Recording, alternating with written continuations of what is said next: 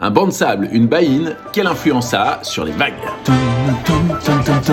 Salut, bande de petits fripons! Aujourd'hui, on parle de l'impact du fond sur les vagues et on va commencer par le sable. Imaginons une plage parfaite qui remonte très lentement vers la surface. Notre plage parfaite est toute droite, le sable est parfaitement lisse et il n'y a pas de vagues. Bref, on se fait chier. Rajoutons une marée classique semi-diurne avec un marnage respectable, c'est-à-dire 2 fois par jour avec une bonne différence entre la marée haute et la marée basse. Le flux et le reflux de l'eau va avoir un effet sur le sable. C'est pareil dans l'air d'ailleurs. Le matin, quand il y a du vent, vous découvrez une plage avec des petites rides qui ont recouvert les traces de pas de la veille. Le vent, si on le laisse faire suffisamment longtemps dans le même sens, ça donne les dunes. Mais la marée, ça change de sens toutes les 6 heures et accessoirement, l'eau est bien plus lourde que l'air. Et lorsque la marée descend, il faut bien que l'eau coincée dans toutes les petites rides du sable s'évacue quelque part. Une partie de l'eau va former une piscine naturelle, la baïne, et disparaître dans le sable. Et une autre va trouver son chemin, façon labyrinthe, dans les petites rides. Et comme vous l'avez déjà constaté dans les vidéos de Jamie O, la flotte embarque du sable en partant et creuse un sillon de plus en plus gros.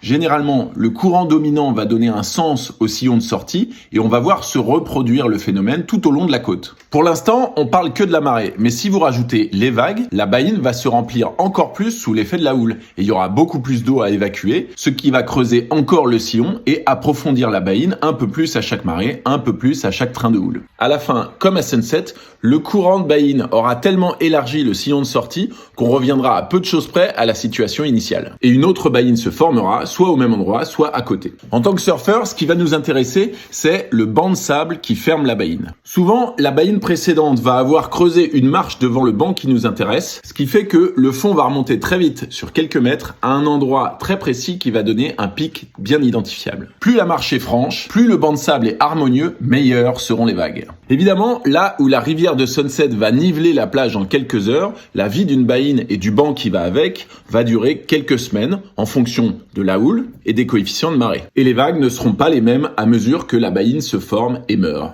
Ce problème se pose pas pour les fonds rocheux et pour les récifs car le fond est toujours le même. Mais on en parlera la prochaine fois, notamment pour comprendre la réfraction, ce petit phénomène rigolo qui fait que les vagues se présentent toujours face à la plage, même lorsque la houle est censée arriver de travers. Mais si vous préférez un autre sujet, dites-le dans les commentaires, j'hésite entre ça et expliquer la diffraction, alors dites-moi. La diffraction, c'est ce qui fait que parfois il y a des vagues dans les ports. Bref, pour plus de théories du surf, lâchez un like, abonnez-vous, bisous!